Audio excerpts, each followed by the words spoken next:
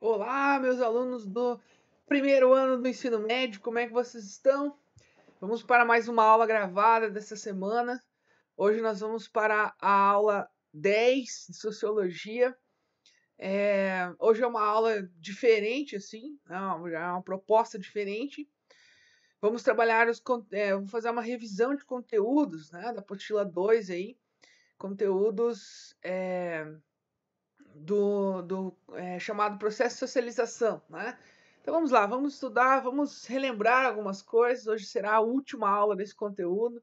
Semana que vem já começaremos uma, uma lógica nova, né? Então vamos lá, pessoal. Seguinte, então eu coloquei para vocês ali só um resuminho do que seria o processo de socialização, para vocês lembrarem, né? Provavelmente vocês já devem saber já essa questão.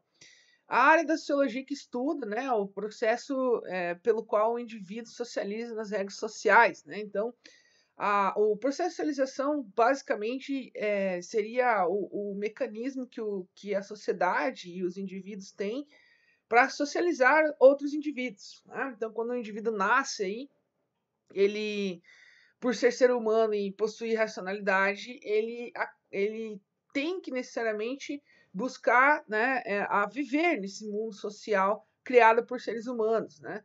Então, essa forma de aprender a viver em sociedade é estudado pelo processo de socialização, né? Então, a sociedade ela não, ela socializa o indivíduo de várias formas, né? E a ideia, então, desse conteúdo é estudar de que forma se socializa a pessoa, no caso, né? E existem vários itens que fazem isso, né? Tanto na questão do desenvolvimento psicológico e biológico, que foi uma coisa que a gente trabalhou durante as aulas, né? Questão lá da aula do Freud, lá, né, que explica a questão mais relacionada ao psicológico da criança, no caso, né? Porque nós vamos ver ali que tem duas diferenças, né, entre socialização ali. Mas a ideia é assim: você nasce, né? Você aprende a viver em sociedade, no sentido assim, as suas regras sociais, né? Então, toda sociedade possui suas regras, sua cultura, e você tem que absorver isso daí, né? E como é que você absorve essa questão? Então, vai pelo processo de socialização. Geralmente, vem do que a gente chama de agentes de socialização, no caso, né?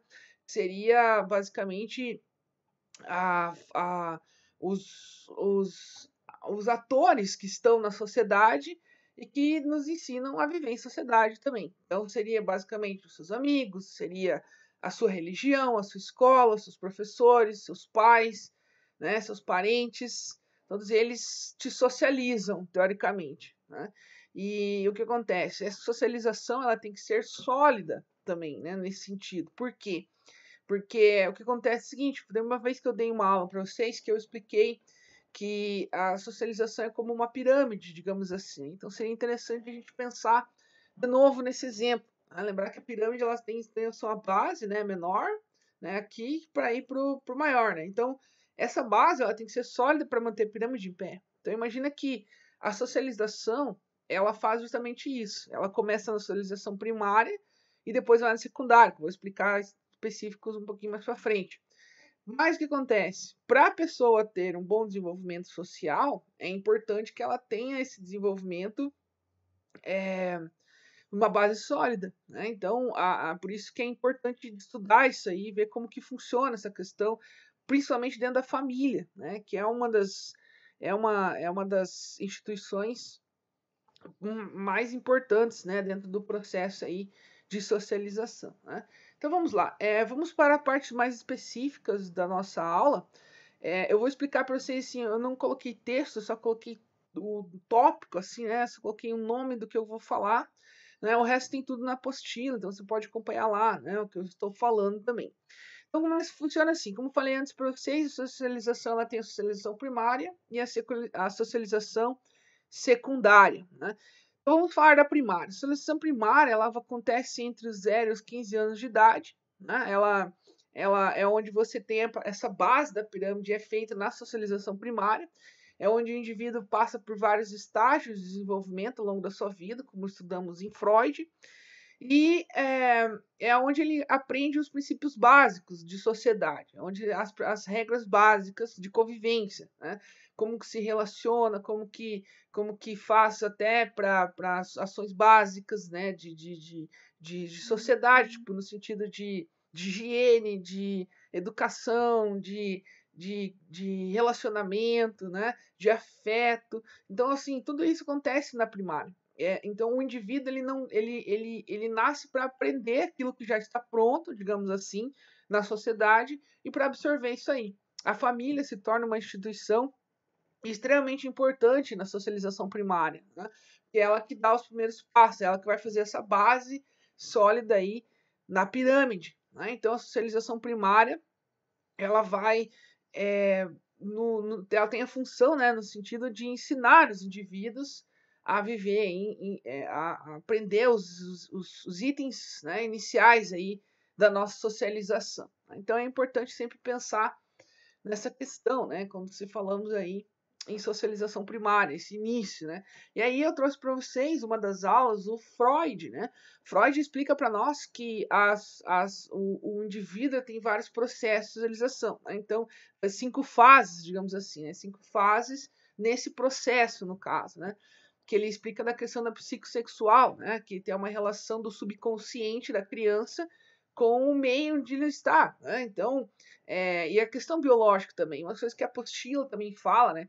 Que no processo de socialização engloba outras áreas, né? Como a psicologia, né? Como a filosofia, como, né, a própria medicina e a sociologia nesse sentido, porque envolve questões biológicas também, né? Dessa formação e tal, né? O Freud leva muito em consideração com traumas, por exemplo, né? Um exemplo que eu fiz naquela aula para vocês, que eu achei muito interessante, é, por exemplo, nos 2 primeiros anos de vida, né? Que é a fase da boca da criança, né? Isso lembrando sempre que é o subconsciente dela que faz, não é a criança que está fazendo isso, né?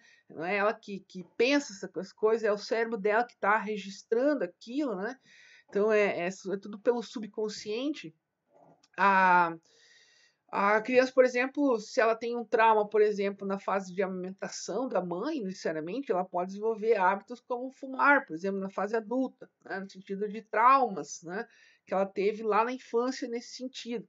Então, o Freud ele sempre leva em consideração que se tem tudo o que acontece nesse processo inicial até a adolescência aí, né?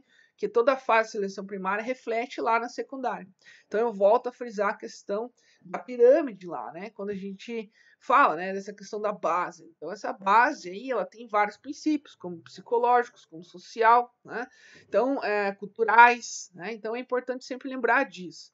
E o meio pelo qual o indivíduo está também é um fator determinante nesse processo, onde a família está do indivíduo também tem relação nesse processo. Então é bem interessante de se pensar. Avançando um pouco, então nós temos a socialização secundária. A socialização secundária, ela já ela não tem mais o sentido de ensinar, né, a pessoa a viver em sociedade, mas é onde ela vai aplicar essa socialização em outras instâncias da sociedade, né? Porque a socialização secundária é onde o indivíduo passa a fase adulta. E a velhice também. Lembrando sempre que a socialização ela tem ela começa onde quando você nasce, termina quando você morre. Ela nunca acaba, né? Se você está vivo aí, você faz socialização. Não importa se você tem 5 anos ou 85, né? Então ela está ali acontecendo a todo momento, né? Então a socialização secundária, ela tem geralmente ela tem uma duração maior, no caso, é onde o indivíduo então vai aplicar isso aí e vai começar a socializar outras pessoas. Então, na seleção secundária, é onde o indivíduo entra no mercado de trabalho, é onde ele constitui família, né? Então, ele vai ser um agente de socialização, todos nós somos esse agente. Então, a socialização secundária, ela perpassa pela escola, que é um dos itens que eu vou trabalhar ainda neste vídeo, essa questão da escola e tal, né? Como que funciona isso. E aí, então, acontece. A socialização secundária é onde você entra na fase adulta. E aí o processo é diferente, porque ninguém mais te ensina as coisas, necessariamente. É onde você vai aplicar isso em sociedade. E como é que você vai aplicar isso? Né? De acordo com a forma como você teve a primária, né? Os princípios que você aprendeu, né? As regras da sociedade que você absorveu, né? A forma como você vai trabalhar as pessoas. Né? Então, por exemplo, o Freud lá, quando trabalhou na seleção primária, por exemplo, a complexo de Édipo, na relação dos meninos, por exemplo, né? De a forma como foi tratada a relação do pai com o menino no complexo de Édipo, lá entre os seus 6 a 8 anos de idade, mais ou menos, né? É o que vai refletir, por exemplo, na fase adulta, né? Se o pai for um cara muito autoritário, se o pai foi um cara que rejeitou, né, o menino, ele pode desenvolver um cara machista na sua seleção secundária, né? Pode ser um cara machista, um cara que não respeita as mulheres, que não entende de superioridade, né? E aí, então, acaba sendo uma pessoa frustrada, uma pessoa que pode desenvolver depressão, uma pessoa que pode desenvolver várias dificuldades de aceitação e tudo mais nesse meio social, porque teve um trauma lá atrás, né? Então é tudo interligado, digamos assim.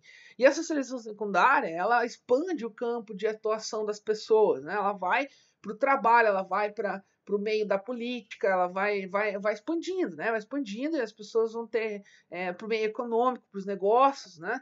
E aí, então, a pessoa tem que estar centrada, a pessoa tem que entender essas questões sociais para poder sobreviver a esse mundo, né, que nós temos aí totalmente interligados. E a gente não pode deixar de colocar também a coisa que eu não citei muito, né, nas, é, nas aulas de processo de socialização, mas, por exemplo, uma coisa que influencia muito hoje em dia as pessoas é a internet, por exemplo. Né? A internet ela está no processo de socialização, né? Eu não lembro se eu fiz com vocês, mas uma questão, se fosse nas aulas presenciais, por exemplo, eu ia colocar essa questão da publicidade infantil para vocês, né? Que influencia na vida das crianças no sentido de já colocar o mundo, né, do capitalismo, esse mundo do consumismo no processo primário, né? E como a gente viu em Freud, isso pode refletir na fase adulta, né? Então, são vários itens que podem estar interligados em todos os sentidos. Então, é bem interessante de analisar essa questão da socialização secundária. Beleza, pô. Só que não tem só isso, né, que a gente pode acrescentar aí. Então, nós temos, então... Desculpa. Nós temos aqui, então, as instituições sociais, né? As instituições sociais são onde tem as regras sociais que vai socializar o indivíduo. Então, lembrar sempre desse ponto, né? Então, no quadro da apostila tem lá um quadrinho assim explicando qual é a função de cada uma das instituições, assim, né? Um desenho, assim. Acho bem legal aquilo lá. Mas ele coloca lá vários itens, como, por exemplo, a escola, a família, o Estado, a polícia. A polícia é uma instituição social, né? E ela tem e cada uma dessas instituições tem as suas funções, né, de integração do indivíduo e onde o indivíduo tem que aprender essas regras. Então é importante sempre levar em consideração como que vai sendo, como que nós vamos, como que essas instituições fazem, né?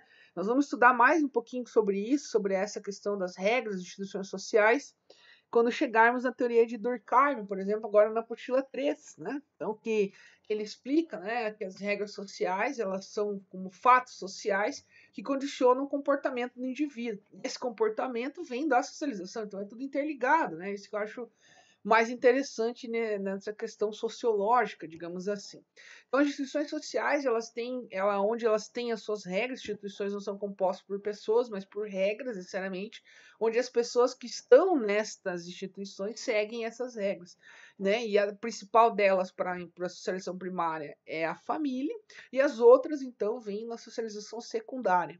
E o indivíduo tem que saber exercer papéis sociais ao longo disso. Uma questão que fala muito na apostila é a lógica dos papéis sociais dentro das instituições, né? Você tem que, por exemplo, por exemplo, sou professor, né? Então, por exemplo, a escola, que é uma instituição social para vocês de uma forma, para mim é outra, é o meu local de trabalho, digamos assim. Então, a forma como eu me socializo com a equipe pedagógica, com a relação com todo mundo no colégio, né? Tem que ser uma relação profissional, no caso, né? Então, ali não é um lugar de brincadeira, necessariamente, né? Então, mas para vocês, por exemplo, alunos, né? Vocês podem se relacionar dentro das instituições de várias formas, né? Então, você tem a parte de estudar, que é a parte séria e tal, mas você tem seus amigos, você pode encontrar, sei lá, o amor da sua vida lá dentro da escola, sei lá, pode acontecer isso aí, né? Nunca se sabe. Então, existem outros tipos de relação, porque, no caso, a escola, ela está presente também na socialização secundária sua, né? Porque você entrando na escola aí, criancinha, né? Mas a escola, ela perpassa esse conteúdo, a socialização da primária para a secundária, no caso, né? Ela perpassa, então ela faz parte da secundária, a escola, necessariamente, né? Mas ela é uma instituição que tem regras e tal, né?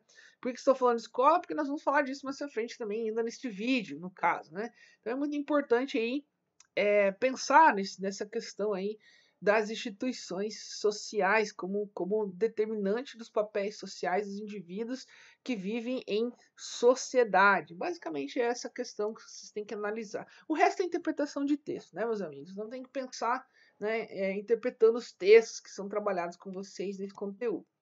Uma coisa interessante que se fala também é o controle social, né? O controle social, ele é da sociedade também, porque o que a gente pensa de socialização é que a sociedade possui seus mecanismos de controle e que necessariamente a gente tem uma forma de socializar a pessoa, não é do jeito que as pessoas querem, nem nos adultos nem as crianças, existe todo um controle. E esse controle ele pode ser direcionado para algumas intenções, né? Uma das instituições sociais que socializam o indivíduo é a mídia, e a mídia tem uma forma de manipulação das pessoas também, né? Do imaginário das pessoas, da questão de como se controla, né? A questão do que as pessoas acreditam ou não, né? Dos fatos da sociedade. E que levam, né, às ações dos indivíduos também. A forma de pensar, a forma de encarar o mundo. Então, o controle social, ele é algo muito utilizado na sociedade de hoje para que as pessoas se socializem da forma como ele quer, necessariamente. E que é um padrão de coercitividade da sociedade. O Durkheim vai falar isso também na próxima apostila ali, né, no nosso próximo conteúdo. Mas a ideia é basicamente assim, é de você fazer um controle social no sentido de mecanismos de socializar as pessoas, não como elas querem, mas como um sistema quer socializar. Então aí você tem todo um controle das ações dos indivíduos para constituição de sociedade. Então o controle social aí vem de diversas instituições, como por exemplo a própria polícia, né? Vem a mídia, o Estado, a religião também faz esse controle, né? A questão, por exemplo, do pecado, quando você na religião, né? Quando a religião diz que aquilo é um pecado que você faz, é um controle social, né? De ações que os indivíduos podem ou não podem fazer, vem aí das instituições. Então tem que cuidar nesse sentido, né? Como que você vai encarar como que você vai estar inserido nessa questão toda aí. Beleza, pô? Então você tem aí o próximo item, que é o capítulo 2, já estou chegando no final do nosso vídeo, que fala das escolas. Eu já citei a escola ali, né? Mas a escola, ela tem um sentido especial para nós aqui, tanto para mim como professor e para vocês como alunos, né? A escola, daí no conteúdo 2 a gente trabalhou bem essa questão da interação da escola.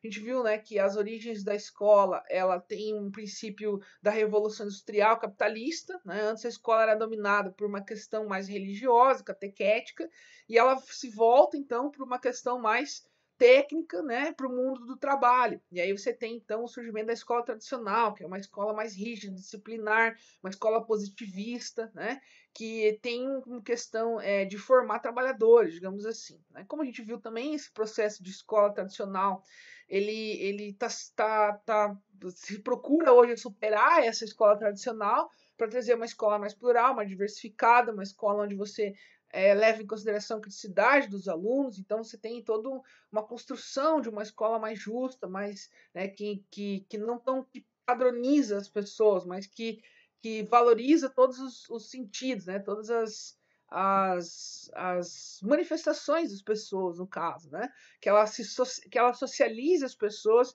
de maneira mais libertária, né, e menos disciplinar, digamos assim. Então, foi essa releitura que eu fiz com vocês ao longo das aulas, né? Como que a gente está construindo essa escola através de várias perspectivas pedagógicas que eu citei para vocês lá. E um dos pontos importantes que foi na semana passada que nós trabalhamos foi a questão da desigualdade social e o ambiente escolar. Né? Eu mostrei para vocês que a escola, a desigualdade social, ela está presente na sociedade, né? Que a meritocracia é uma grande falácia nesse sentido, por causa da questão do capital cultural, né? Que daí eu citei para vocês o autor Pierre Bourdieu, que trabalha esse assunto da desigualdade social. Eu achei que foi uma aula muito produtiva e tal, a gente conseguiu ter bastante entendimento dessa questão e uma questão que é muito presente em nossas vidas, né? A escola, ela tem a sua diversidade, a escola ela tem a sua forma de encarar os indivíduos, né? E, e ela coloca num meio pequeno uma diversidade imensa de pessoas, né? E como trabalhar tudo isso? Né? Porque as pessoas têm realidades diferentes, né? Então acaba desenvolvendo formas diferentes de análise aí, formas diferentes de ação, né? E aí acaba entrando também a desigualdade social, porque você tem aí, de acordo com onde a pessoa mora, ela vai ter um ponto de partida, né? E geralmente o ponto de partida é vazio, né? Diferente de alguém que já tem uma estrutura familiar, uma estrutura econômica, que já tem um acesso à cultura, que o ponto de partida já está carregado de elementos que vai levar, que vai contribuir para o desenvolvimento intelectual dessa pessoa, diferente de alguém que é pobre, alguém que não tem cultura, alguém que não vai, né, que não consegue ter essa visão devido à sua condição social. Então, os pontos de partida são diferentes aí, então acaba trazendo essa desigualdade dentro do ambiente escolar aí, que é complicado para a gente trabalhar, né? Mas eu fiz toda uma análise com vocês na última aula, que foi bem legal. Beleza, pô? Então eu vou encerrar minha aula por aqui, o vídeo, né?